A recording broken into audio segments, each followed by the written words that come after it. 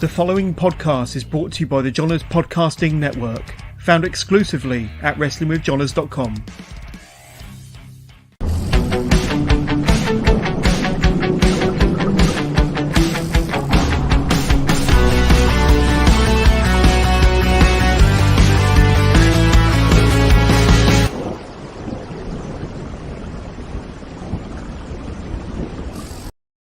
Hello and welcome to the latest episode of Wrestling with Johners Live, part of the Johners Podcasting Network. This is episode 231. Can you believe it? We're motoring along. And today I've got an amazing guest, a legend on the UK wrestling circuit. I'm sure he won't mind me saying that. Currently one half of the brand new World War Wrestling Tag Team Champions, the Lucha Lions. I've got Lion Kid. So Lion Kid, thank you so much for coming on the Wrestling with Johners podcast. I know we've met a few times at shows, but it's your first time on the Wrestling with Johners podcast. Thank you. And how are you doing? Hi, John. Yeah, thanks for having me on today. Yeah, I'm excited to be here, excited to chat. I watched over 200 episodes. That's insane. Yeah. I had no idea. And so many. I've caught maybe like 4 or 5 of them in this past year or so. You've come up onto my radar, like since we met at like Wrestle Carnival and that. But oh my gosh, that's an achievement. Like there we go, and you're 231. But brilliant to be talking to you. And we're going to take a deep dive into your career, when you started. Can't wait to get into that. All of your accomplishments, working in Germany, working in Japan, meeting you at Wrestle Carnival and Immortal Wrestling. There's so much more. But if anybody watching at home live wants to get in touch and send us your questions for Lion Kid, you can do. Ping them through to us on your chosen device, and we'll do our very best to answer every single one live on air. But first of all, as I said, you are one half of the brand new World War Wrestling Tag Team Champions, beating the Rebellion on Sunday at Stowmarket Slam. But before I ask you how it went, I've got our first listener question that actually came up regarding that. Let's bring it up now. And it's from Lisa Ann via Facebook. How did it feel beating the Rebellion and winning the tag team bouts at World War Wrestling on Sunday? The fans were so excited for them and can't wait to see them defending their titles. So congratulations, by the way. But Lisa Ann's already been in touch and is asking how it went on Sunday and how did it feel beating the Rebellion for the championships? It went really well. It was really fun match. I love the World War audience. They're always very vocal, very supportive, and they get a really good crowd there in Stowmarket, and lots of fun. Won the match, beat the Rebellion. They had a little strop after about it, but all is good. But I think I've got it behind me. Yeah, we got. Look at that. We got a beautiful championship belt. A beautiful. I love their design. It really, really suits their products and everything. I love it when companies go out their way to make their championship design really suit like their brand overall, rather than just having there's nothing wrong with like a generic type of design, but when they go the extra mile and extra effort and they've got like their own identity with their title. Because like some belts you look up and they could be like, they could be from anywhere, and you have to really look close to it. Like, it's this company. It's got the initials there, but like this, I mean, that's look at that. Proper championship belt, isn't it? Great logo, great design, great belt. And here you are with your partner after the match with the belts. Leo Jr. was your tag partner on Sunday, is that right? Yes, that's right. My previous Lucha Lion partner was Nero Leon, and who knows, maybe he'll be back someday. But for the time being, or for as long as we can keep our claws on that those championships, it would be me and Leo Jr. for the foreseeable future. And excited to see who will be our next opponent and when that will be.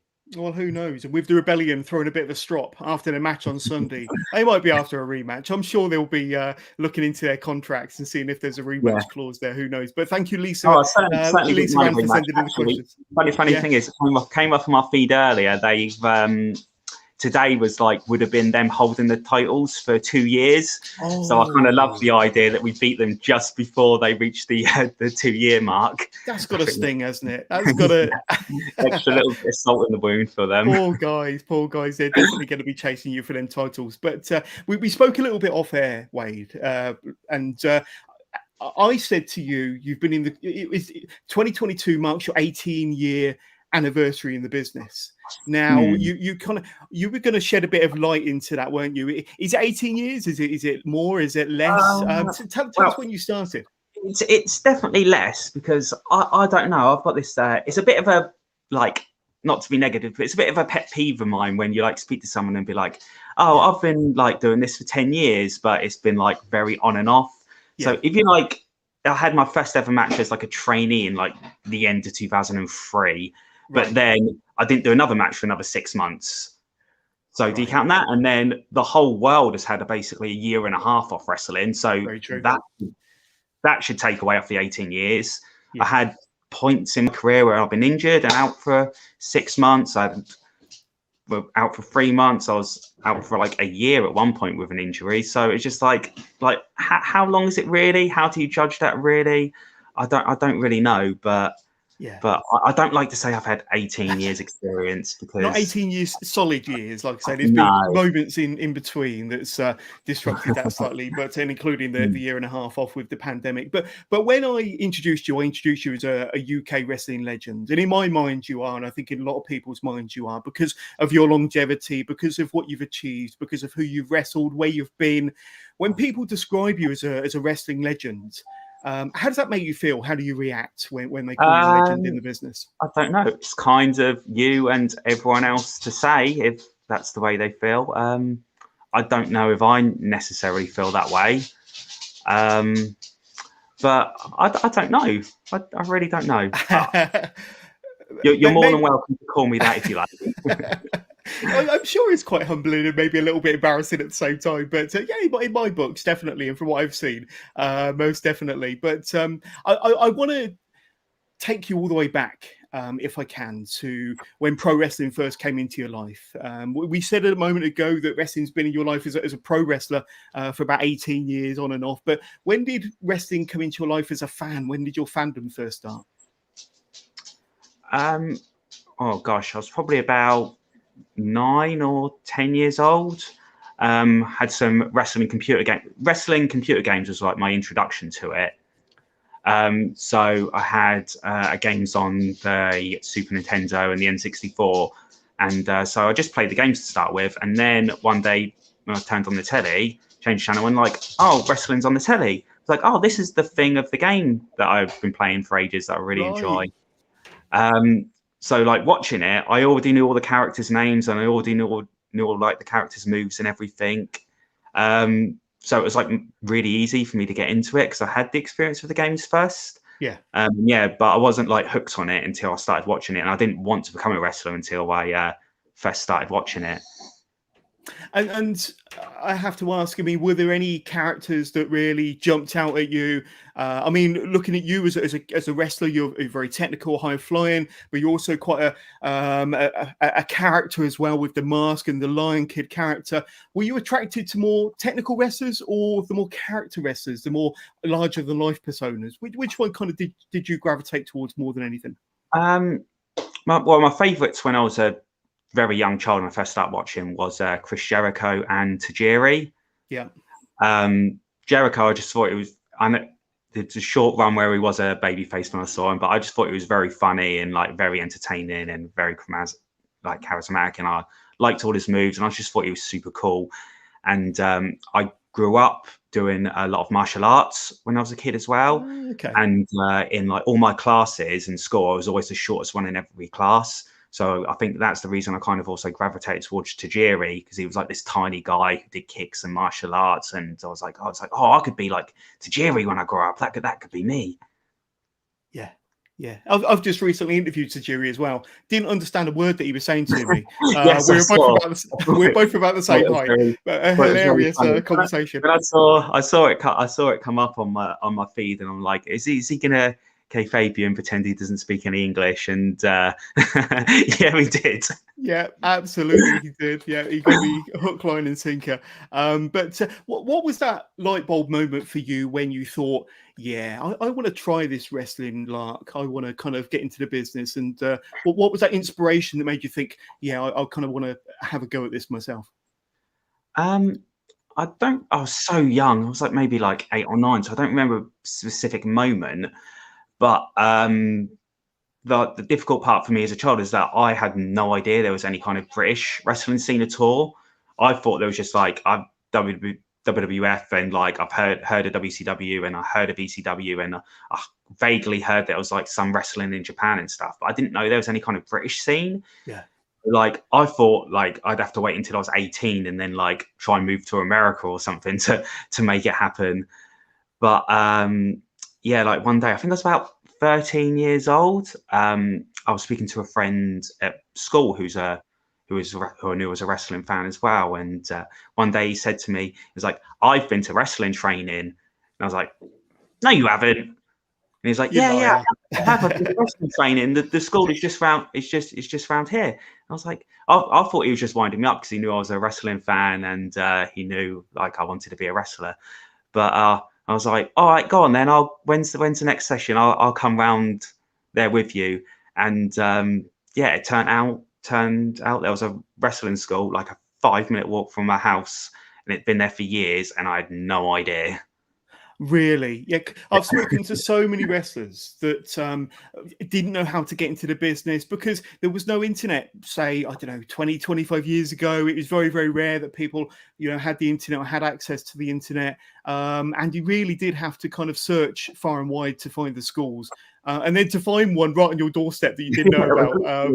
I used to walk around every Sunday to do the session. Yeah, absolutely. On your doorstep. And was it Mark Sloan that you started training with? I think he was one of your first coaches, wasn't he? Yeah, that was at the FWA Academy. Yeah. Tell us about that, because you would have been very young when you just mentioned you were 13 or 14 when you kind of first started your training, very, very young. And I'm guessing that there was like junior sessions there for some of the younger trainees. But what do you remember about kind of starting off as a trainee, and who were coming up in the business with you around that time when Mark was training you? Yeah, I was 13 when I started, and there was a what was called a junior class there for ages 12 to 16, and then the senior classes were 16 and above. So I did the junior class once a week. And what I remember most is just like, I mean, I'm a short guy now, but when I was 13, I was like really short, like couldn't run the ropes properly because I was so short. I couldn't barely the top rope. I was so short. So that's the thing that mostly comes to mind. Is I was just so tiny and so hard to do it. And looking back now, like seeing some photos of me back then in we had our like training gear and like our shirt with the Academy logo on, but I was so tiny, like it was like a dress, like the smallest one was still like a dress on me. So that's the way. That's the first thing that comes to mind when I think back to all those times. Yeah. I mean, a couple of names that I'm going to throw at you now that I believe kind of maybe got trained by Mark Sloan at the same time. Correct me if I'm wrong, but I think Mark Haskins, Joel Redmond, Ollie Burns, were they coming up in the business around the same time? I think that they were trained by Mark at the same academy at about the same time as you. Is that right? Yeah. Would you say Haskins? Yeah, definitely. And Joel a little bit later. Right. He did most of his training to start with someone else, but yeah, Haskins and I basically got our start at the same place at the same time. And who's the third name you mentioned? Ollie Burns. Oh, Ollie, yes, Ollie. Yeah, I've done. Ollie and I pretty much started together. We did most of our early training together. Any fond memories of you four kind of around that time? And obviously you mentioned that that Joel dropped in a little bit later on, but yourself, Mark and Ollie all training at the same time. You must have all been very young and all very excited, but maybe a little bit green at the same time. But any fond memories of your time back in the day with those two? Most of our training orientated around mat wrestling. And I absolutely love mat wrestling. I absolutely love chain wrestling. I wish I got to do more on shows now, but because you're known as a high flyer nowadays, aren't you? Yeah. Chain wrestling, mat wrestling must have been great for you at the time. Yeah, I loved it. It's still my favorite style to do now, but obviously because of my size, it's not something I'm booked to do. And most of the time, I'm with somebody like twice my size, so it doesn't make sense for me to be trying to put them in wrist locks and things. But you given my choice, I love being a Lion Kid and I love high flying. It's good fun, but all else being equal, I would much rather do be a mat wrestler, be a chain wrestler, be a grappler. I just find that style so much more fun. It's never too late. I'm sure you can mix it up. There's a lot of hybrid wrestlers out there nowadays. Yeah. I'm sure you've still got the fundamentals down that you could mix it into your repertoire nowadays. We've got a couple of people that have been in touch. And Lisa Ann, thank you for sending your questions earlier on in the week. And Lisa Ann is actually watching. Great to see you winning the tag belts on Sunday. So I'm guessing Lisa was there, big fan of the Lucha Lions. So thank you for getting in touch, Lisa. That's great. Before we continue, Lion Kid, must throw a quick plug to our sponsors, 1310 Apparel. So we will be back. But 1310 Apparel are the fantastic sponsors of the Wrestling with Johners podcast and the Johners Podcasting Network. And if you go over to their store at Wrestle Merch Central, you can see their fantastic collection of apparel, including their hardcore range of apparel, t-shirts, hoodies, their lucha range of apparel, including some excellent hoodies, t-shirts, beanies there, and of course their more traditional 1310 and Four Corners apparel. And of course, over on their Wrestle Merch Central store and their Big Cartel store, you can see the exclusive Heidi Katrina t-shirt out now. And as a viewer or a listener of Wrestling with Johners, you can take advantage of our deal with 1310 Apparel by going to their Wrestle Merch Central store at 1310.merch.global and saving yourself 10% at checkout on all of that wonderful swag and merchandise just by using the discount code 1310WMC. That's 1310WMC at 1310 Apparel's Wrestle Merch Central store. Take advantage of that now. So Lion Kid is back over to us. And speaking of Ollie Burns and Mark Sloan, the three of you were pretty much inseparable for your first 2 or 3 years, weren't you? You guys worked each other a lot.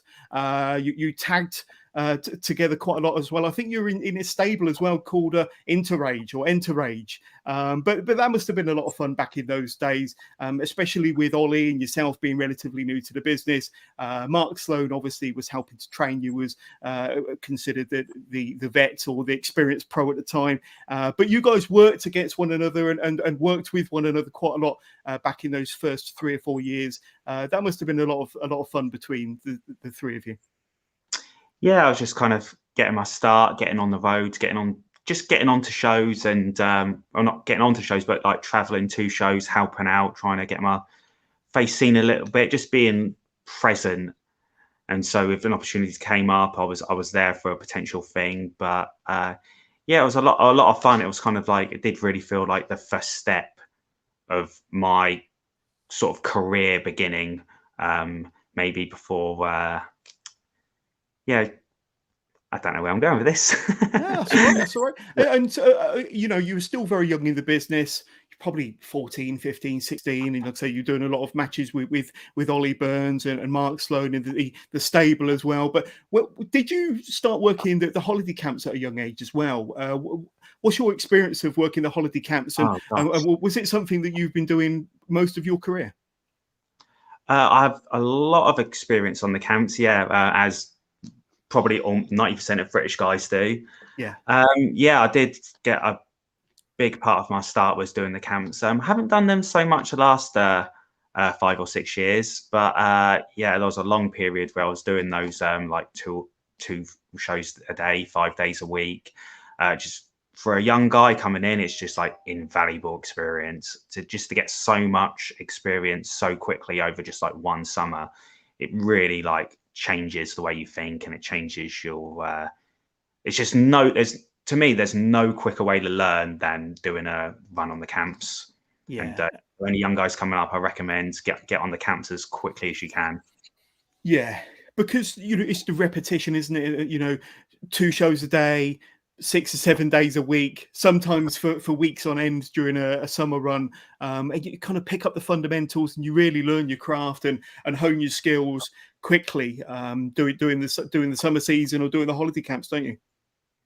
Yeah, it's like you get like most guys are like lucky to be able to like work maybe like 2 or 3 times a week, but you're getting like that you're getting like months and months of experience in like maybe like a year's worth of experience in just like a couple of weeks. And yeah. so it's great for guys. Yeah, I learned a lot in the camps and had a lot of fun doing them. Yeah, absolutely. And speaking of yourself and Mark Sloan, I understand that you won the 4FW Tag Team Championships in 2007. So by then you would have been a few years into the business. Funnily enough, you actually defeated the Chavs, didn't you? Harry Mills and Mark Haskins once again. So a bit of a full circle moment quite early on in your career. What do you recall about that period, 2007, winning the tag championships for 4FW? I'm gonna embarrass myself a little bit. I don't remember that. You don't? I don't remember that. Well, I hope it happened. I hope my research was correct there. But it's ringing a bell. I'm pretty sure that did happen, but I remember absolutely nothing about it.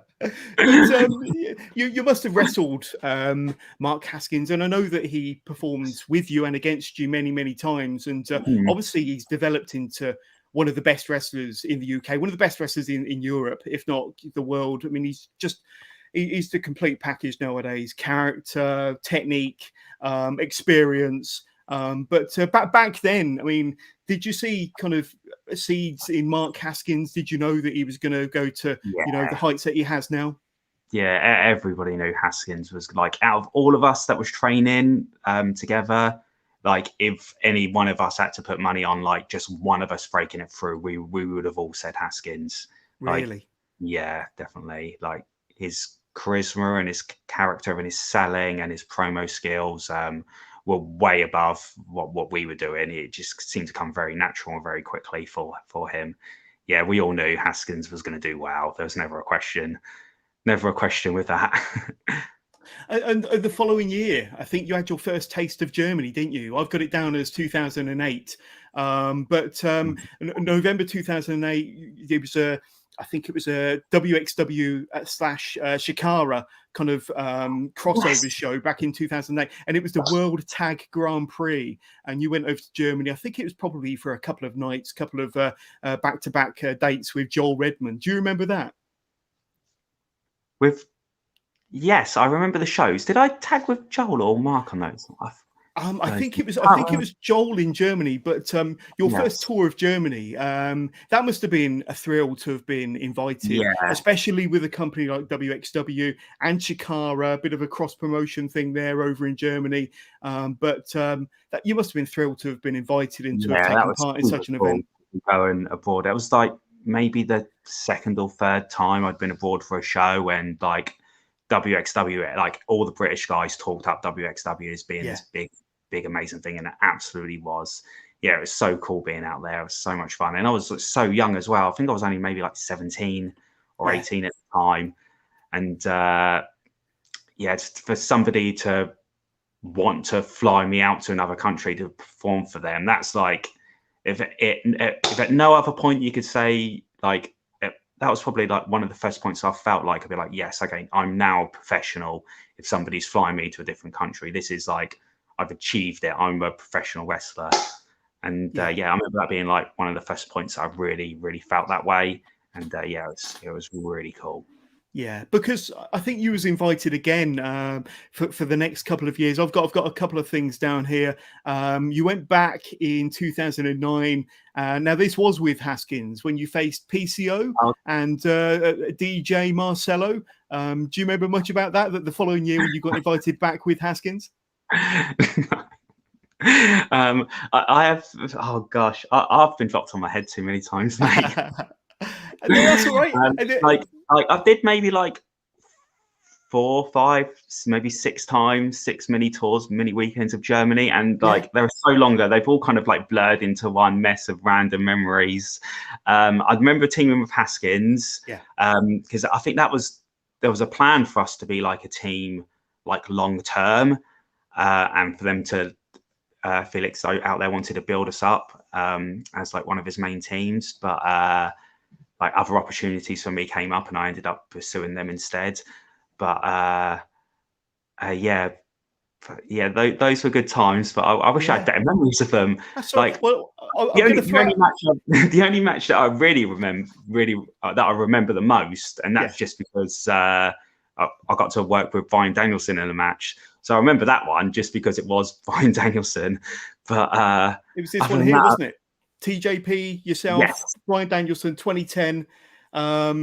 Now, obviously, this was, I mean, Brian Danielson would already have been ROH world champion by this point, and he was probably on the verge of being signed by WWE. It would have been around the same time. TJP was really making his name on the indies around the world, North America, and of course, he was over here in Germany. But that's what a match there. And, you know, to think back that you was involved in a match with those two individuals, pretty mind-blowing.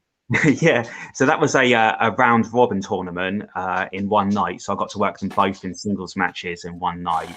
Yeah, and I'd not heard of TJ Perkins at the time, but oh god, he's incredible. Like, I had no idea. Like, he should have been on my radar way before. He's really good.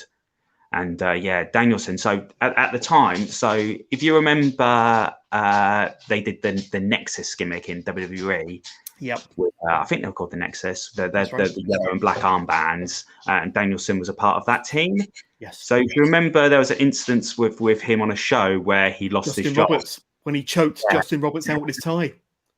Yeah. So he lost his job for a brief period. Probably it was only like 3 or 4 months or something. Yeah.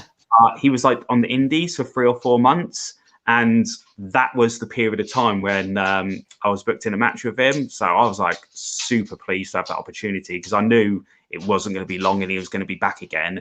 And he's probably only there for that one weekend of shows. And for the promoter to decide to put him on with me, of all people, I was blown away to get the opportunity. And I say to people, like nobody's going to argue about how good Danielson is. And I certainly wasn't going to. Even then, I considered him to be like one of the best, if not the best in the world. But to actually be in the ring with him, and you really don't appreciate how good he is until you're in the ring with him, because it's another level. Yeah, it really is another level. Did you get much of an opportunity to spend time with him before or after the match? Did he have a chance to talk to you or give you any feedback or any advice? Oh gosh, we basically spent our whole weekend together. It was like 3 days, I think. So we did the 3 days worth of shows, and yeah, it's good fun. He's like a really nice guy. He's super chill. He's kind of like me. He's just like loves wrestling, loves having fun, and I'm trying to. Not a lot of advice that he gave me come to mind at the moment, because it was so long ago, and yeah, sometimes I get 1,000 different. I've had like 1,000 different pieces of advice from 1,000 different people, and like I'll remember all the advice, but I don't necessarily remember who gave me which. But there's no question in my mind that I absolutely learned a ton from being in the ring with him. Yeah, how could you not? How could you not? But no, and like I say, you know, you had a fantastic few tours over in Germany with wXw, and then Dragon Gate, Japan came calling. So you know, from working the UK Indies to going over and doing a few tours of Germany, and now Japan. So how did you appear on Dragon Gate's radar? When did you first kind of get the call from them, Lion Kid? So they did, in the end of 2009, they did some tours in England. Yeah, they did 1 day there, and I was on the dark match of that show. And so I've kind of met the roster and got familiar with them, and I've always loved their stuff, the Dragon Gate stuff. I think those guys are amazing. So they come back the next year in 2010, and they did a 2-day tour in England, and I did the dark match, and I did well on that, and that was all good. And I was like, okay, we're going to give you an opportunity on the main show itself, on the comeback tour. In 2010, they were like, "Oh, who's?" And they asked me, "It's like, who's a handful of guys you'd love to work with?" And I was just like, "Anyone, give me anyone." But they're like, "Oh, who's like 2 or 3?" And one of the main ones I wanted to work with was Yoshino. And they was like, "Yeah, okay, we can do that." And so yeah, they put me on with who was their Dream Gate champion, their main champion at the time, on the show. And so I did the first night. I did a match with Mark Haskins, and the next night I worked with Yoshino, and so that was I think that was September or something that year, and I did well, and the match went well, and Yoshino seemed happy, and everyone seemed happy, and after that they invited me out there to see if they asked if I wanted to go for a little tour, because Mark Haskins actually he went the year before, and they really liked him, and he had success, and they were like, oh, these British guys are good. Like, oh, what other British guys have you got? And so after they saw me, I was like, oh yeah, we can have him as well. And that's awesome. Yeah. And it was the back end of 2010. You went over there. I think you was out there for a couple of months, 2 or 3 months maybe. And you had quite a few matches. You was even there for their 10th anniversary show, I understand. And you wrestled Pac in a Dragon Gate ring as well, I understand. What are your fondest memories of working for Dragon Gate over in Japan in 2010? Yes, so I did 3 months because that's the longest my visa would let me stay. So they initially offered me like a little to do like the normal tour out there that most of their guys do is 6 weeks. And I was like, well, if I'm going to go out there, what's the longest I can go? And they said, well, 3 months is the longest. And I'd be like, so I said, I was like, oh, can I go there instead of going there for 6 weeks? Can I go there for the whole 3 months and maybe spend the first chunk of that training at your dojo?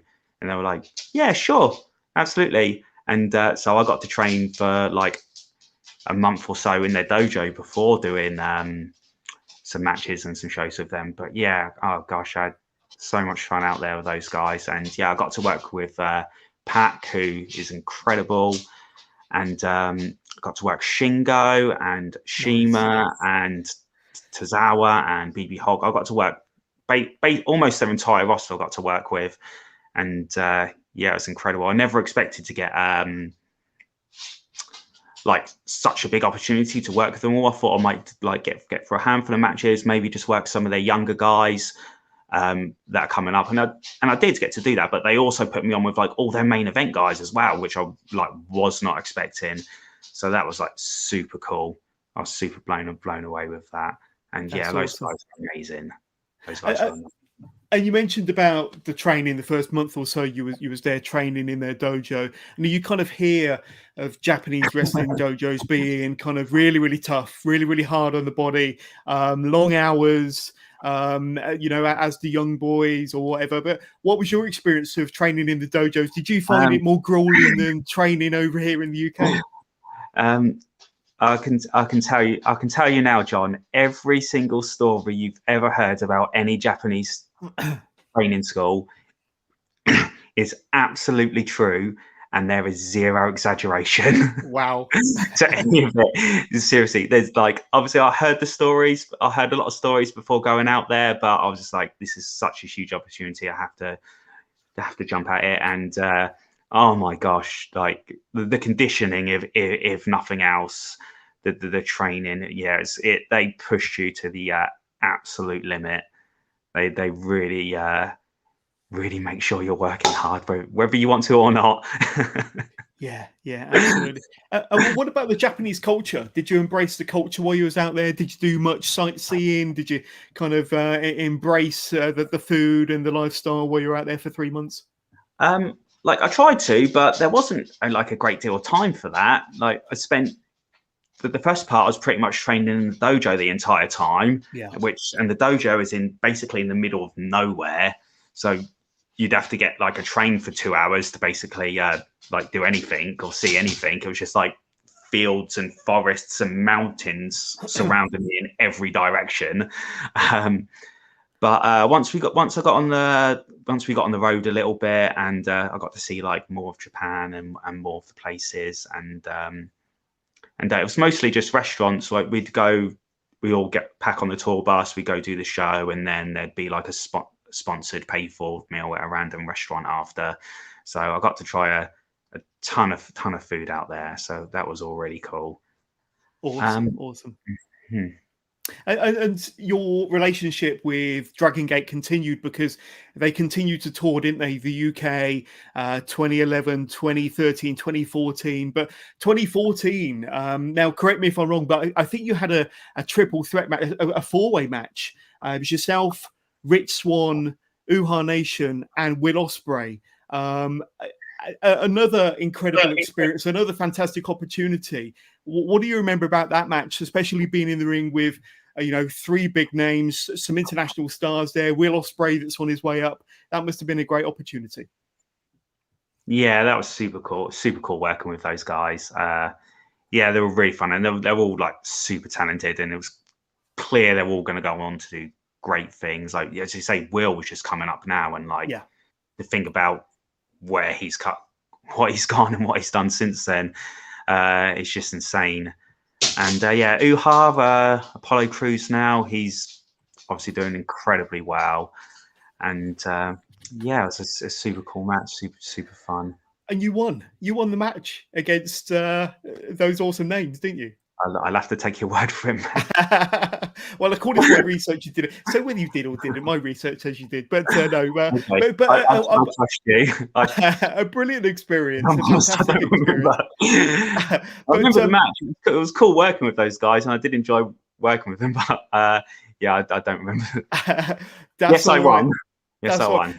I'm going to throw a couple more questions up on screen from people that have been in touch before we went live. And Ollie Burns, we mentioned Ollie earlier on. He's actually been in touch, sent a question through Facebook. What was it like touring the world and performing and training with Dragon Gate in Japan? So we've kind of covered it, but Ollie's very interested. Obviously, you've got a long relationship with Ollie in the wrestling business. But obviously, is it something you'd like to do again, especially Japan? It sounds like you had a blast out there.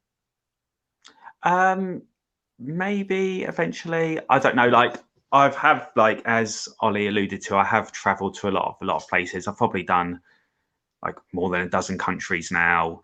And I've had a lot of fun doing it, and I've had a lot of fun like traveling the world and seeing the world and wrestling the big shows in front of thousands and thousands of people. But I'm a little bit older now. I'm not 22 anymore. I'm not 25 anymore. I'm 32 now, and I've got a couple of kids. I've got a 6-year-old and I've got a 3-year-old. So like at the moment, my priority is to make a living from wrestling. And while at the same time, it's spending as much money with my family and my children as possible.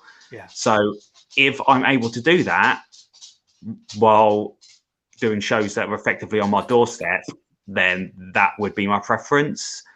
But if a opportunity came up for me to go abroad, and I'm like, okay, this is going to boost my career and make it easier for me to make a living for my family, then I would jump at those opportunities, and I would be grateful for those opportunities. But it's not something I'm super pursuing right now. I mean, if Dragon Gate did approach me again and want me to go back, then it would be, I'd have to say yes. I wouldn't be able to say no. It'd be too big of an opportunity. But maybe the 6-week tour and not the 3-month tour. Yeah, it would be the shorter tour. Oh, gosh, I haven't been away from my kids for even a week, let alone 6. Oh gosh, that would be rough. That would be rough. So Dragon Gate, if you're listening, get in touch. A couple more questions, Lion Kid. A couple more questions. Frankie T, well-known performer around the UK and promoter of IWE UK. Frankie T's been in touch with 2 questions. First of all, Lion Kid, you've wrestled some big names like Apollo Crews, Will Ospreay. Which one of those 2 was easiest to work with? So I don't know if that's a loaded question or whether there's a hidden meaning behind that. But between Apollo and Will Ospreay, which one was easiest to work with, or maybe which one would you like to work with again?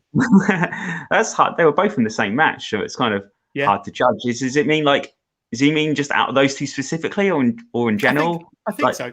In general, like Danielson was really easy to work with. He's just talking about big names like Apollo Crews. So big names that I wrestled that are easy to work with. Like Sami Zayn was great. Pac was great. Like Tozawa was great. Did you wrestle Walter once upon a time? Oh yes, Walter. I did wrestle Walter. Yes, that was one of my first trips to Germany. In wXw, yeah. Yeah, in wXw. Yeah, he absolutely flattened me. Because that would have been a huge size difference, Oh wouldn't god, it? I yeah, mean, he's a monster.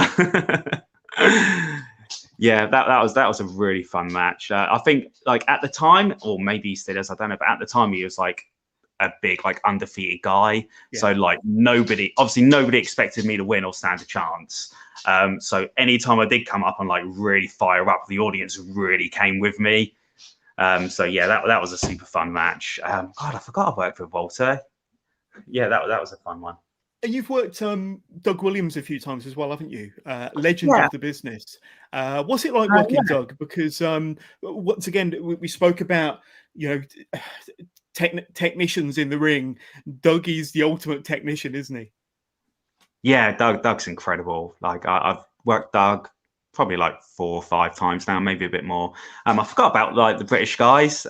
You talk about like British guys that I've been like had a lot of fun working with. There's your Dougs and your Johnny Storms and your Jody Fleisch. The Ospreay. There's like Haskins. Obviously, I came up with. I've worked in probably more than anyone else in my entire career. Marty Skulls. I've worked with probably a dozen times, and Zack Sabre Jr. probably a dozen times as well. Yeah, I've worked with pretty much all the main and the major British talent, and yeah, they all absolutely deserve to be where they are. They're all incredible, and yeah, probably enjoyed working with them. Absolutely. And the second part of Frankie's question, I think in a roundabout way, we've kind of answered this already, but a man with as much talent as Lion Kid, will we see him touring Europe in the future? So we know that Japan is a long way away and you'd be leaving your family for a fair period of time, but you can hop on a plane, or dare I say it, you know, get the coach across to mainland Europe. If Europe came calling, if wXw came calling, or any European promotions, would you like to give them a chance? Yeah, that's a much easier yes. That was like one of the main, like after my first like big tour of Japan, and when we were discussing the potential of me going back for a second tour, I also was contacted by another promoter for another opportunity to work in France, and their schedule was just 2 days a week, and they were like working on TV deals and things, and there were shows. So after Japan, I did a whole year working in France, like did 48 weeks in 1 year, and they did like massive arena shows, like 2,000 to 4,000 people they all were. So if I had another gig like that, that would definitely be the preference, to do just like weekends out in Europe, in France or Switzerland or Germany again, or Portugal, Italy, or you know, any of those ones again would be cool. Yeah, and the wrestling scene in Scandinavia is really, you know, really heating up. Got a lot of good promotions there, but in Italy, Spain, like so, I think indie wrestling across Europe is quite untapped, but very very good, high quality. As we've seen from the amount of great European talent coming over here to the UK. But another quick question for you, then, Lion Kid, from a Jake Whitfield via Facebook. Out of the European countries that you've already appeared in, which one would you like to revisit the most? Do you have a favourite of all the European countries you've been to? We just talking about the, like, obviously going back to wXw, that would probably help my career the most. So I have to mention them, and I think I'd do very well there if they'd have me back. Switzerland is beautiful, like the place. I was only did 1 weekend there, but I don't know how to describe it. Like everything was so everything looked like it was brand new built like the week before I went. It was just like such a lovely place. Everything was so clean and pristine. It looked like something from a film rather than real life. And everyone there was like super lovely and super friendly. They tend to be that way everywhere I go, to be honest. So Yeah, everyone seems to be really nice. Yeah. So I'm sure you're aware, but Progress Wrestling, they're going to be celebrating their 10th anniversary in just a few short days. I think the 25th of March, they'll be celebrating 10 years. But you were part of Progress back in their early days. Now, I think you were part of Chapter 2 and Chapter 3. And I think we're talking about Chapter 130 now. But back in the very early days, Chapter 2 and 3, you were there. I think did you wrestle Styx on both chapters? I've got a graphic to bring up here, but I'm not sure whether this was Chapter 2 or 3, but that was a very early incarnation of Lion Kid there against Styx from 2012. So 10 years ago, you were part of that Progress journey. What can you remember about Progress? I'm sure it was a fledgling company back then. Any fond memories of working Progress 10 years ago? Yeah, I worked Styx a bunch before that, especially in France. We did loads of work together out there. And yeah, he's brilliant. He's great. He's great at posting for the little guys. And he like, it's funny, like I love the technical wrestling style, but I'm a high flyer, and he loves the high flying style, but he's a heavyweight. So he's a bit like me in that regards. But yeah, Styx is great. We did the match at Chapter 2, which was super fun. It went really well and absolutely perfect. And then they were planning on doing the like take a fall each and then do the final match to decide the final winner. So we were meant to do a best of 3. Right. So we did the match at Chapter 2, and it was super good and super fun, and I was super happy with it. And then we did the match at the following show, and oh my gosh, did that did not go so well.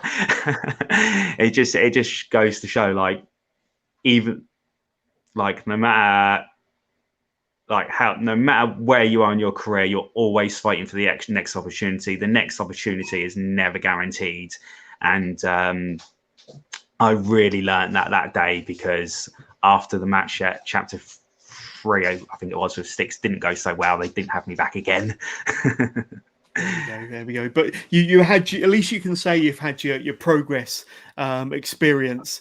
So that's really cool. I need to ask you about the Lion Kid character now, because for quite a few years you wrestled as yourself, mostly, but I think you first introduced the Lion Kid character about 2009, but only used it sparingly, and then brought it kind of to the forefront on a full-time basis about 2014. But what was the inspiration behind Lion Kid to start off with? Why did you decide to go with that direction back in 2009 and then in 2014? I just wanted to change up my character a little bit. Like, a lot of people, because I look so young as well, like even when I was getting into shows for the first time when I was like 18, 19, 20, I looked like I was about 14 or 15, and that put a lot of promoters off using me. Right. Because they didn't want it to look like a child was getting beaten up on their show, even though I was an adult. So yeah, I did. Doing a masked character was in the back of my mind for a long time, but I was mostly inspired by a Dragon Gate wrestler called Dragon Kid, and his high flying stuff and like all his stuff is absolutely incredible. And I was like, I wanted to be the British version of Dragon Kid, and I played about with like some names, like Tiger Kid was one that was kind of like rolling around my head for a little while. But I didn't want to look like I was copying like Tiger Masks too much, or like didn't want to have that comparison too closely, because it felt like it was unearned. It felt like it would be arrogant for me to call myself Tiger Kid after Tiger Mask. It didn't feel like something. It felt like something I'd have to be given, or something I'd have to earn. And think about like, and then I thought, lions are a little more British than tigers are, because we got the 3 lions and the emblems, like lions all over our stuff over here. So I thought, if I'm going to be the British version of Dragon Kids, like, like Lion Kid, that goes well. So I got in touch with Dragon Gate and asked them if they can make me some gear, and here we are. Absolutely, absolutely. We're going to be talking more about your gear a bit later on, because I know you got masks for sale and lots of merchandise, which we will touch on a bit later on. Do not worry about that. But one thing in my book that gives you that legendary status, and there we go, I've used that word again, legend. We mentioned earlier that you've won tag team championships. You've had memorable cruiserweight championship reigns as well, but you've also been the Immortal Wrestling heavyweight champion, or British heavyweight champion, and the XWA British heavyweight champion as well, haven't you? So some memorable championship reigns there. In particular, the XWA, because you were champion of that promotion for quite a while, weren't you? What do you remember about that company and your reign with them? Oh, XWA is incredible. Those were like, that was probably one of the first companies that really pushed me as like their top baby face, their main event guy. And I won the belt of do you know Big Damo? Yep. Yeah, so that was I was like, when the promoter came to me and told me, I was like, oh, you're going to be taking the belt off of Damo today. Oh, there I am. I was like, I was trying to talk him out of it. I was just like, no, don't give me the belt. I don't know if it was like a lack of confidence or whatever. I was just like, and the audience there was like 500 people, and they told me it was like 80% adults. And I was like, oh gosh, I'm not sure this audience, because I know they really like Damo. They were like, everyone like always goes nuts for Damo on those shows. And I was like, I don't think I'm the right person to take the belt from him. And I tried to talk him out of it, and he was absolutely insistent. It's like, no, you're taking the belt tonight. So I was like, all right, I've argued my case, but you know, I've got to do my job. I've got to do as I'm told. Like, I'm getting paid to do a job. I've got to do it to the best of my ability, even if I don't think it's the right thing to do. So I went out there, and we did it. And I'm big enough to admit I was absolutely wrong. It was definitely the right booking call. Like, I won the match, and the place absolutely exploded for me. And the match was great. It went perfect. Super fun. Damo's incredible. He was like really cool to work with. And yeah, it went really well. And yeah, the Immortal one as well that you brought up, I think I was their first champion. You were. They got some nicer belts now. Yeah, their belts now are absolutely beautiful. And the next show is from the Venom nightclub on the 23rd of April. So looking forward to that one. But there we go. So you were their first champion, and really good promotion ran by Jay White over in my neck of the woods. But sticking with XWA and Tom Dawkins, or Cara Noir. Now, you had a good series of matches with him, I think over a period of 12 months, and you did have your battles over the championship, didn't you?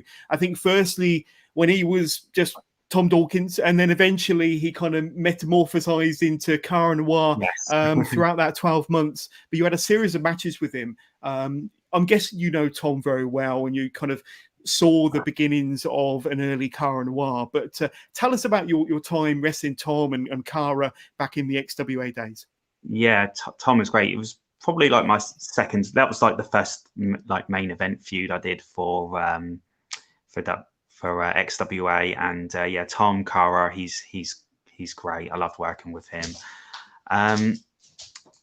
Yeah, I don't think I held the belt for a super long time. I went off Damo, and I think I only kept it for maybe like 6 months or something before Tom took it in. If I remember correctly, it was a three-way that he won the belt off me, and it was me, Cara, him has Cara Noir, and Paul London was the third man in that match. So that was a super cool match. That was super fun. Yeah, but that was like before. That was very early days of Cara Noir. He'd probably only been doing the character for like a month or two at that stage. So I was like one of the first people he did a match for as that character. And yeah, straight away we all knew what a huge, like, we knew the new character, because he's always had the talent. He's always had the skill. He's always had the technique. We all knew how good of a wrestler he was. But yeah, we knew, okay, once we saw this new character and what it was, we was like, okay, yeah, now you're going to be a star. And yeah, he absolutely has become that. Oh, absolutely. He's created like an iconic character, and like I say, his in-ring ability mixed with his kind of Cara Noir gimmick is second to none at the moment. So like I say, he's going to be headlining the 10th year anniversary show against Ilya Dragunov in just a few days' time. So that's going to be an incredible match. But like I say, very interesting to see how you were there kind of during Tom's earlier career and the early stages of Cara Noir. I want to jump all the way ahead to more modern times now then, Lion Kid, because I think I first met you backstage at a Wrestle Carnival show. Now, they started in August of last year. A really great promotion. You've been part of their journey so far. You've had a feud with Charles Crowley. He stole your mask. You got it back again. You even went rogue on one show and lost your temper with Charles Crowley. But give us your kind of Wrestle Carnival journey then, because it's a great new promotion, so much fun, perfectly suited for a character like yourself, as it is with Charles Crowley, but a lot of fun. And tell us your journey with how it's gone with Wrestle Carnival then. Yes, so I first met Gary, the Wrestle Carnival promoter, when he was a photographer on the XWA shows. Oh, really? So he was familiar with my work from them, and he really liked my work from them. He even said to me recently some of his favorite photos he's ever taken were some of me on those XWA shows. So I met Gary there, and he was always lovely, always super nice. And he started, so when he started Wrestle Carnival, like he reached out and offered me the opportunity, and I saw his his online presence and his branding for the Wrestle Carnival and the logo and like everything looked really cool. And I was just like, oh, I'm perfectly suited for this. And so the second he reached out and offered me the opportunity, I bit his hand off for it, because I really love what they're doing. It's really cool, all their stuff. Yes. And you've had some good fun. I think you was involved in the one of the first matches on the first show, the Carnival Gauntlet match. You was involved in the 4-team Four Corners tag match, and when you paired with Chantel Jordan. You was involved in a handicap match, I think, with Big Guns Joe against Crowley. So you've had some good fun there, and hopefully we'll get to see you back there in the Wrestle Carnival ring soon. Yeah, hopefully. I don't know, the story with Crowley is kind of like reached an end. There's ideas of like stuff we could do to bring it back, but I'm not sure if what direction they go or what they decide. I'm not on the next couple of shows, but hopefully they'll reach out soon and I can get back on, because maybe get the Lucha Lions on there. I mean, there's got to be tag gold for Wrestle Carnival somewhere down the line. It'd be great to have the Lucha Lions on a Wrestle Carnival. Whatever opportunity they want to give me, I'll be super grateful for any of it. I felt like, even though I have had like a handful of small bits, I feel like I haven't really had the chance to shine and really show that audience what I can do. So I'm hoping I can get at least one like real solid opportunity to really shine on those shows, because although I've had a lot of fun doing my like the little nuggets of that I've done, I've not really had a chance to really get your teeth into it. Yeah, really get my teeth into it. So I'm hoping I can get the chance to do that at least once in the very near future. Yeah, and I think the last time I saw you wrestle in the ring was for Immortal Wrestling last November, the show at the Venom nightclub here in Westbury, and in the main event for the vacant championship against Damien. Now, I've got to be honest with you, it was a fantastic match. It really was. Once again, you had the big man, little man dynamic, Damien with all the power, Lion Kid with the speed and the agility. A great match. And I understand, now correct me if I'm wrong, because I've probably made a couple of mistakes during this podcast, I'm not sure, but was that the first time that you've worked Damien in the ring? Yes. And if it was a hell of a match. Yeah, Damien had been on my radar for a little while. I love like working with big characters, and like more so than anything else, I just think gives really unique opportunities to tell a different kind of story. So the bigger the character that someone is, like the more excited I would be for working with them. And Damien is one of those really big, larger life characters. So I've wanted to work him for quite some time. And but that was the first time we worked together. And it was the main event of that show for their title. And Damien took their title in the end, but it was a super fun one. Yeah, their audience is great there over at Immortal. They were super supportive, or they were unhappy that I lost, but I had a lot of fun there. Hopefully, a fantastic family audience as well. The kids were really, really vocal. It was such an atmosphere because of the kids and the families, and obviously your character is perfectly suited to a family audience. But you had, dare I say it, the lion's share of the support there. I mean, the fans were really behind you, weren't they? It was such a great atmosphere. Yeah, that was a super fun one. I've got a couple more questions that have come through, so let's pop them up on screen. We've got Voxel X watching via YouTube. Lion Kid is a legend. I would like to know which wrestling experience was more fun to be a part of. Noah's European Navigation show in 2008, or the first Dragon 8 UK show in Dragon Gate UK show in 2009. So the Noah show or the Dragon Gate UK? Which is more fun? Which one was the more fun? Well, gosh, I hate to rain on your parade, Voxel, but neither one of them was particularly fun because I was absolutely terrified. I was so nervous for both those matches. I was like backstage shaking, nervous. I used to have a big problem with nerves back then. So I was so nervous that I couldn't enjoy myself. That's fair enough. You've answered that question. Another question that's come through via Facebook from Ian Bailey, who's watching us live on Facebook. If you could wrestle any wrestler, who would it be? Oh, okay. Any wrestler ever? However you want to interpret that.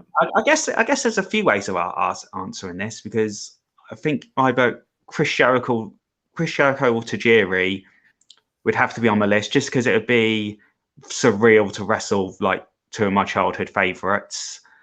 So those guys would definitely be on the list. Nice. That's all right. I think actually I'm going to throw a curveball here with someone that actually I'm going to give another answer first. Definitely Steve Gray is my favorite World of Sport guy ever. Oh, nice. He's long since retired now, and I never got the opportunity to work with him since he's retired. But like his Catch as Catch Can, really old school British World of Sport style mat wrestling. He's a little guy like me, but his stuff was so quick, it's so smooth, it's beautiful. So yeah, I really wish I had the opportunity to work him before he retired. And lastly, this is I'm going to throw everyone a bit of a curveball here, because I guarantee you could have a million guesses and no one would ever guess this guy. Go on. I am absolutely a huge fan of the Invisible Man matches. I've pitched to dozens of promoters to give me the Invisible Man match. That's a bucket list match. I ever since I first saw the first one, I think with maybe Omega or Bushido, whoever it was, in 2007 or something. I think it was the first one I saw. I was like, oh my God, this is incredible. And we used to do them at training as well, just for fun back in the day. I absolutely love the Invisible Man matches. I want to work the Invisible Man. I think those matches are incredible and so much fun, and the talent it takes to put across what the Invisible Man is meant to be doing in the match, and it's just super cool. And so I'd love to do an Invisible Man match. That's a really fascinating answer. So I've got a few more questions I'm going to ping up here from people that have been in touch. How about this one? Priscilla, Queen of the Ring, the PCW Road to Glory winner 2022. Hey, Lion Kid, what's your favorite item of merch? So have you got some merchandise by any chance, Lion Kid? Because I might have some pictures, but you do have some pretty sweet merchandise for the kids and for your fans. Tell us about some of your merchandise that you're offering at the moment. I have a lot of merchandise. My favorite piece is probably the replica masks, because because I don't think, as far as I'm aware, or at least especially when I first started getting them, maybe 7 or 8 years ago, nobody else in the country had replica masks. for their character. It's very rare to see an indie guy in general to have their own replica mask of their character. Yeah, I mean, you could probably barely even name a handful. So that's probably my favorite. And I think I'm approaching. I've just ordered my 8th batch of them now, so wow. I've sold over 700 of those over the years now. So that's really cool. And I've got some Lucha Lions merch. Is it still available? Is this still current? Yes. Yeah, that's still available. I've still got not many of those, but I've got a handful of those left. Yeah, I've got loads of cool merch. Yeah, I love where can we find all this cool merch? Oh, you'd have to. I'm working on an online store at some point, but yeah, my merchandise is pretty much the main reason. Well, it is the main reason I'm able to make a living as a wrestler. My wrestling wage isn't like unreasonable, super low or anything, but it's not the shows I'm doing. I'm not like a big name on the biggest shows, so I can't really make a living based on my wrestling wage just on that. So my merchandise and the fans supporting me by buying my merchandise, that is the reason I can do this as a living right now. And yeah, so I'm always super on top of it, and yeah, I'm really grateful for those fans who choose to support me in that regard. Absolutely. So we go from a question from Priscilla, Queen of the Ring, to another question from Ollie Burns. And Ollie asks, Lion Kid has done some great wrestling lessons on his Theory of Wrestling YouTube channel. Do you have any quick tips for new wrestlers, especially masked wrestlers?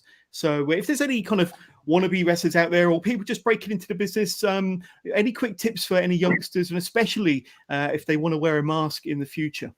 Yes. The hardest part about working with a mask on is to be able to like emote through it. The audience need to be able to connect with you, and the only way they can do that is on your facial expression. So if you got like a lot of your face covered up, to be able to shine your feelings through that is like really important. So concentrate the most on that, and that was like my biggest hurdle to start with when I first put on the mask, was able to do that. So that's something I've really trained hard at to start with, and that even led to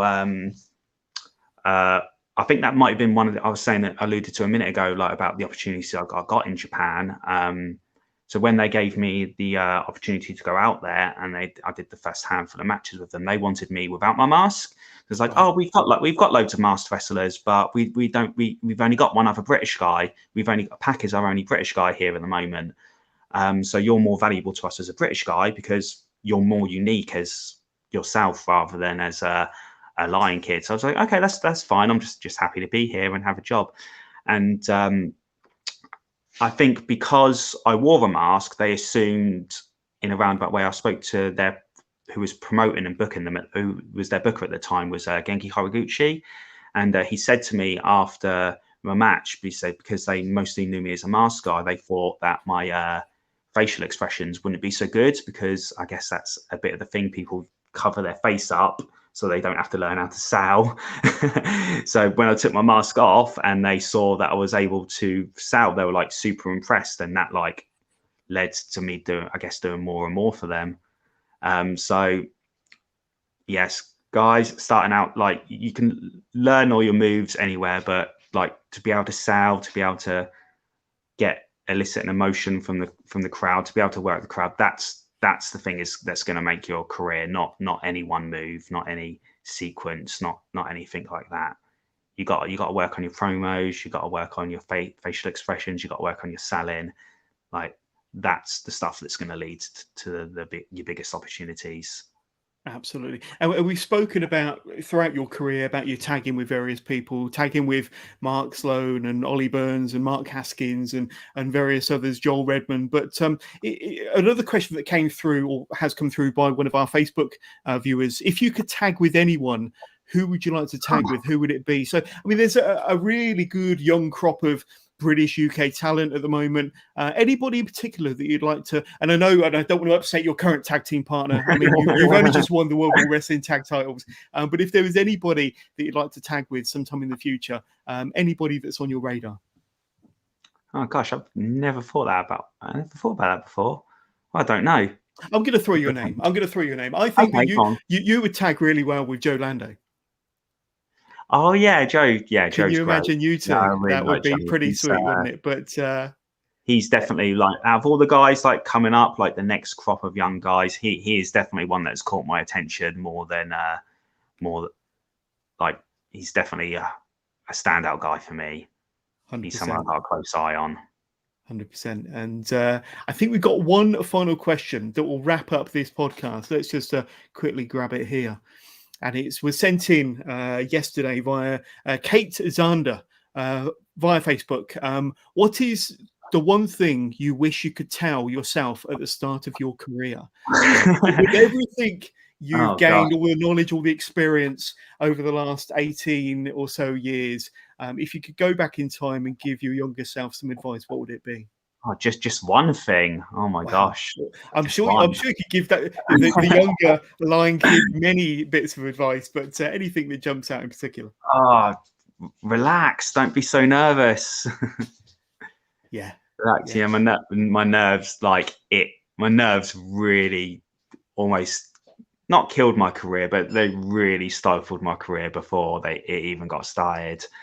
But it's like I was at like say some of the shows, I was like backstage and I was shaking. I was so nervous about making a mistake because if I make a mistake on the show, then I might not ever get another opportunity. And I was like so terrified of that happening that it kind of almost came like a self-fulfilling prophecy type thing. I was nervous about making a mistake, and because I was nervous, I'd make a mistake. And it wasn't until I learned to relax and I learned to chill out and I learned to go out there and just concentrate on having fun. So I think when you're so nervous and you're so like wound up and you're like you want it to go wow because I wanted it to be my living, like I was so worried and so panicked. I wasn't just having fun. So it wasn't until I learned to relax and I learned to start having fun and like almost like it's a funny thing to say, almost like don't worry about working so hard. Just have some fun. Like you don't have to give it 100% to every single match. Like I'm not booked out. I'm very rarely booked in a match where the promoter wants me to go out there and give 100%. I know it's not an unpopular thing. I know it's an unpopular thing for people to say. What you're saying. If I'm booked in the opening match and they want me to do 10 minutes, I'm not going to go out there and give 100% because that's going to take away from the rest of the show. Yeah. Like I'm only going to give 100% of them in the main event because then no one has to follow me at that point. And that's smart wrestling. That's smart booking. Yeah. So once I kind of learned that and I learned to relax and I learned to go out there and have fun, it's like even though I wasn't working as hard, I was getting a better reaction from the crowd because it was like I was just relaxed. I was relaxed. I was having fun. The audience saw I was having fun and they wanted to like come along with me and have fun with me. And I was getting a better response overall. And then that's when it kind of clicked for me. Yeah. And so it took me probably until like 2014, 2015 to really, like I thought I knew what the Lion Kid character was, but until I had that moment where that clicked in my brain, I was like, okay, yeah, this is what the Lion Kid character is. He's someone that goes out there and has some fun and who wants to have fun, who wants to entertain the fans, who isn't like panicked or worried about anything going wrong, because if it goes wrong, like it doesn't really matter. It doesn't really matter. As long as you're entertaining the fans, that's what matters. Absolutely. And I mean, I've seen you backstage a number of shows over the last year or so. Do you ever? I mean, you do come across very, very relaxed, and you do go out there and you appear like you're enjoying every moment in that ring. But do you have a ritual before you go out there? I mean, you mentioned that you didn't really. You had to learn how to relax, and it wasn't until you learned how to relax that you really went out there and gave it your best. But do you have a ritual that kind of helps you get in that zone? No, not really. I just got to make sure I'm stretched and make sure I'm warmed up so I don't pull anything, especially if I'm doing a particular match where I am doing like a lot of high flying stuff, like get in the ring and test it out a bit. Like you never know what the ring's going to be like on any given show, especially if I'm somewhere new. I'll get in there and I'll test the ropes. I'll have a few little small bumps, make sure it's not too stiff. Yeah. And if it is, maybe cut out a couple of heavy bumps. Yeah. But usually that's not an issue. But yeah, no particular ritual. Just chat to the promoter. I'm just hanging out with the guys. I'm having fun. I'm chatting with the promoter. I'm asking questions. What do you want me to do? Yeah. You know. Yeah, absolutely. Well, Lion Kid, it's been amazing speaking to you, getting to learn about you and your career, some fantastic stories, some great names that you've been in the ring with, and some awesome opponents and some fantastic memories. But before we let you go, there's an opportunity to throw out to my viewers, to my listeners, to my audience out there, your socials. So where can they get in touch with Lion Kid, say hi to you, learn more about Lion Kid, and ask you any questions? Where can we get in touch, Lion Kid? Oh, yeah, it's on the screen just there at Lion Kids UK. And I recently launched a Patreon account. So if you want to support me there and help me do this as a living, yeah, there's the flyer there, lionkidfanclub.com. That would be a big help. I'm really trying to build it up now. So like a bit behind the scenes about me and my family, just to go over very quickly if we got time. So my goal is to make a living at this, and to make a living at this, I have to make enough money to not only just support me, but my wife and my 2 children as well. At the moment, I'm doing well enough that my wife, she just works part-time. She does 2 days a week. But the long-term goal is for her to be able to quit her job and for me to really go at wrestling full pelt with everything I've got, to pursue it with every ounce of energy I've got.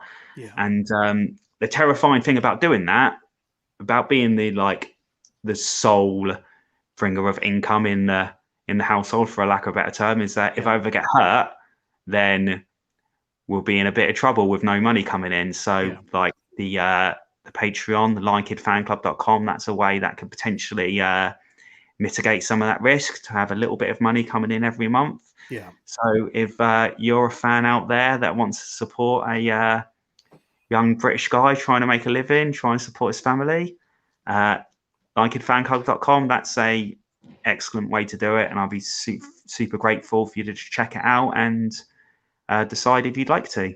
There we go. And not forgetting the merch, the replica masks, the t-shirts. Just DM Lion Kid or Wade, and he will get back to you. And here are your socials. So obviously you're available on Twitter, Facebook. You've got a YouTube account there. Like I say, go to lionkid.com for your shopping or your merchandise needs, and you can email Wade as well for any booking inquiries. But there we go. Lion Kid, it's been amazing speaking to you, and I've had a ton of fun talking to you about your career. And like I say, there's still a lot in the tank, and a lot of experiences to be had. But whether that's in Europe, the UK, Japan, who knows? But the Lion Kid has got a fantastic career, and you've got them World War Wrestling bouts to defend as well, whether that be against the Rebellion or whoever. But there we go, and thank you for coming on the show. I really appreciate your time. Yeah, thank you so much, John. Yeah, I've had a good time with this. Yeah, take care and speak to you soon. Thank you. Thanks, everyone. Bye.